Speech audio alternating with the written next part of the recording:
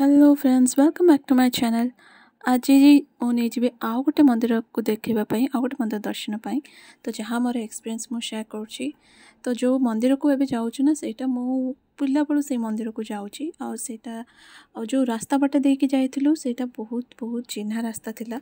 तो आपन को भी एमती केबे हेइथिबो कि हाँ जो रास्ता रे आपन पिला बेले जाती से रास्ता बेले जदि आपन एगेइन जाती तो से पिला बेल कथा मन पड़े से पिला बेल जदि किछि गीत स्मृति ताहले से जिनस हठात किना मन पड़ जाए। तो से टाइम रे हमें फोन तो थिला बट स्मार्टफोन नथिला तो जहाँ हमें मेमोरी कार्ड रे गीत देकी शुणुलु तो से ही गीत गुड़ाक मन पड़ जाऊला एंड शुणी शुणी आम पहुँची जाइलु मंदिर रे। ये मंदिरटा अवस्थित बिंजीगिरी रे इच्छापुर बिंजीगिरी रे अवस्थित कुठारी मंदिर आ बहुत प्रतिष्ठित मंदिर आईटा इष्ट देवता कहीकि मानती समस्ते प्रति वर्ष चैत्र मासरे इटार यात्रा लगे तो समस्ते जाती दर्शन करने माँ को। आपण देखिपे से मंदिर चारिपार्श्वर दृश्य ना एते एते मनलोभा थिला और एते सुंदर थिला। आंब गछ पणस गछ पूरा भर्ती भर्ती पणस और आंब होता आपण देखिपे जेहेतु यात्रा लगी से बोली उपरे टेंट सब टंगा होती आपन देखिपे आंब गच्छरे जिते आंब ए वर्ष आसी बैगण पोले आंब यहाँ आपन देखिपे बहुत सान रु बहुत बड़ बड़ पर्यंत थिला। आउ देखिकी तो मन खुशी हो गला।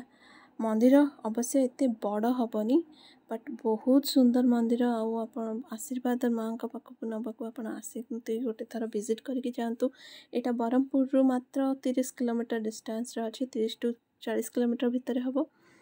आसतु देखिकी जातु। ये आप देखु मुझे रेकर्ड कर पणस गचरे पूरा तलू माने माटी तलू लगिक पणस गुड़ाक सब होता बहुत बहुत बड़ बड़ पणस भी होता सो से गुड़ाक रेकर्ड करूली। आप देखिपे मंदिर चारिपार्श्वर दृश्य मत पिला बेले ना आम ये सब बाल कड़ा को आसी था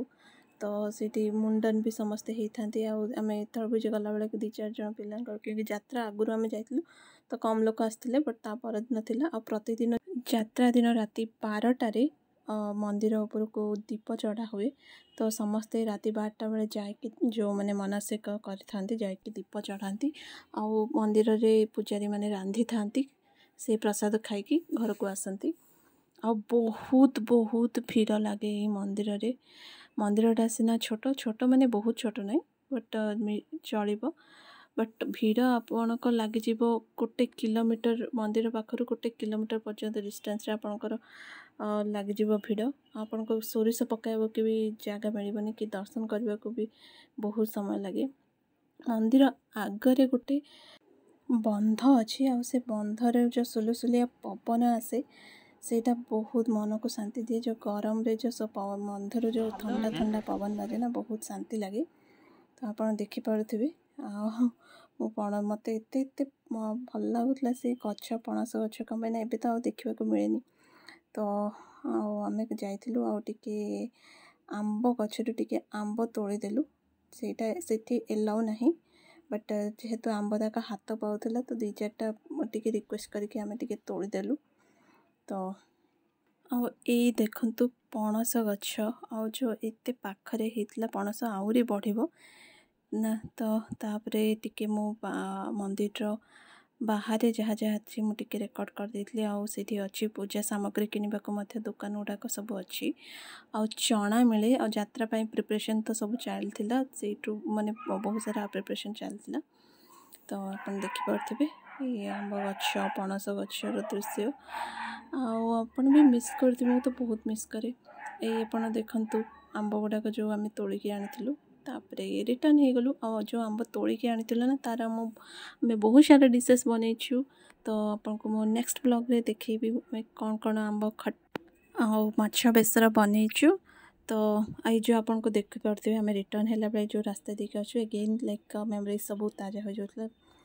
तो सही टाइम रे थिला मेमोरी कार्ड रे आम गीत लोड करके सांग मान को रिक्वेस्ट करके भाई को रिक्वेस्ट करके ना गीत पकाउलु आ सेम सॉन्ग रिपीटेडली शुणुलु। एबे तो एंटरटेनमेंट बहुत सारा मीडियम अच्छी यूट्यूब इंस्टा फेसबुक सो मु तो बहुत मिस करे 90s सॉन्ग्स ना मतलब जेहेतु मु 90s रू बिलोंग करे तो मु मिस करे आजिकल का जनरेशन तो वे मोर गुड देन अस सो बहुत सारा रेस्पेक्ट से इवन जो फील्ड भी से जाती बहुत भल करती but still I like my 90s आउ मते सी सॉन्ग आ पुराना गाँ वाइफ मते बहुत भल लगे यदि आपण भी 90s रू बिलोंग करती इवन आपण 20s रू बिलोंग करती जदि आपण को ये वीडियो भल लगुच please please like share and subscribe और एमती नुआ नुआ वीडियो देखा मो चैनल को सब्सक्राइब करंतु आ कमेंट जणातु आपन को वीडियो केमती लागिला आ पुणी देखा न्यू वीडियो रे न्यू ब्लॉग रे thank you so much for watching.